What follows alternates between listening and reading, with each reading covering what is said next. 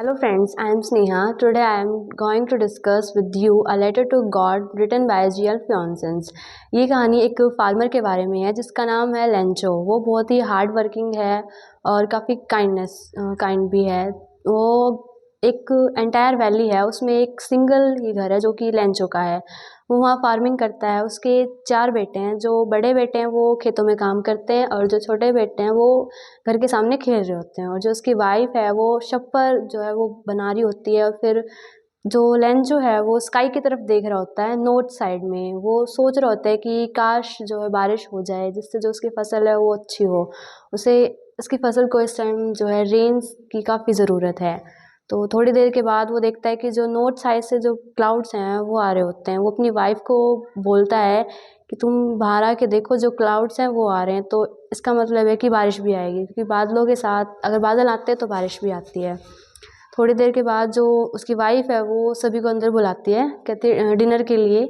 और कुछ टाइम बाद जो बारिश आना स्टार्ट हो जाती है। लेंचो बाहर आके खड़ा होता है और देखता है बारिश को। जो बड़ी बूंदें होती हैं उसको वो 10 कॉइन्स का नाम देता है और जो छोटी बूंदें होती हैं उनको 5 कॉइन्स का नाम देता है। थोड़े टाइम बाद जो हेलस्टोन का स्टॉर्म है वो आ जाता है, ओलो का तूफ़ान, जिसकी वजह से जो लेंचो की जो फसल है वो पूरी ख़राब हो जाती है।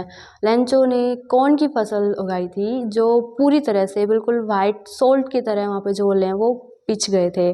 तो लेंचो की पूरी फसल ख़राब है। लेंचो अपने मन में सोचता है कि अगर टिड्डियों का झुंड भी आता तो वो भी इससे कुछ छोड़ के जाता, लेकिन ओले जो थे उन्होंने तो पूरी फसल ही ख़राब कर दी उसकी।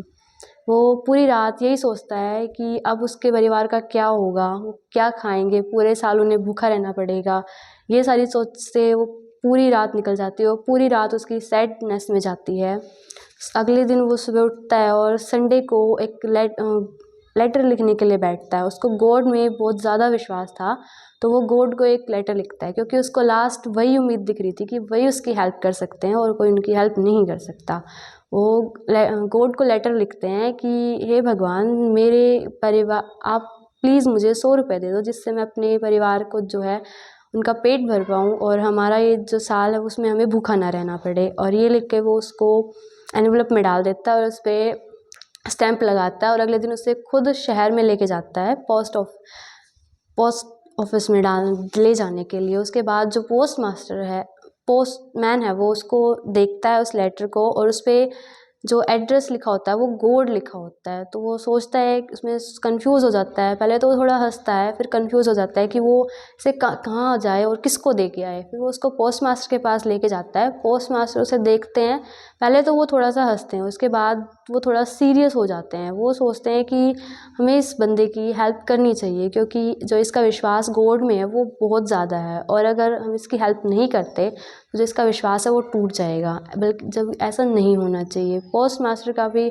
अच्छे दिल के इंसान थे, इसलिए उन्होंने अपने एम्प्लॉयज़ और अपने फ्रेंड्स से कुछ पैसे इकट्ठे किए, बट वो पूरे 100 रुपये इकट्ठे नहीं कर पाए। वो सिर्फ 70 रुपीज़ इकट्ठे कर पाए, जिससे उन्होंने उसी में डाला और ईश्वर लिख के वहाँ पे उसके सिग्नेचर्स कर दिए और उसको एनवलप में डाल के पोस्टमैन को दे दिया। जब लेंचो आता है अगले दिन तो उसको लेटर दे दिया जाता है, लेकिन लेंचो उस लेटर को देख के बिल्कुल भी सरप्राइज़ नहीं होता, क्योंकि उसको गॉड पे इतना भरोसा होता है। उसे ये यकीन ही था कि उसको लेटर मिलेगा, गॉड उसके लिए भेजेंगे।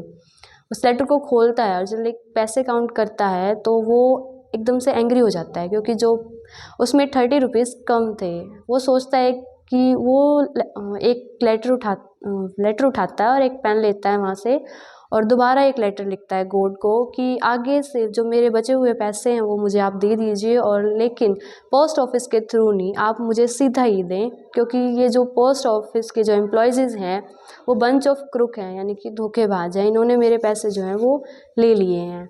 और इसी के साथ थैंक यू।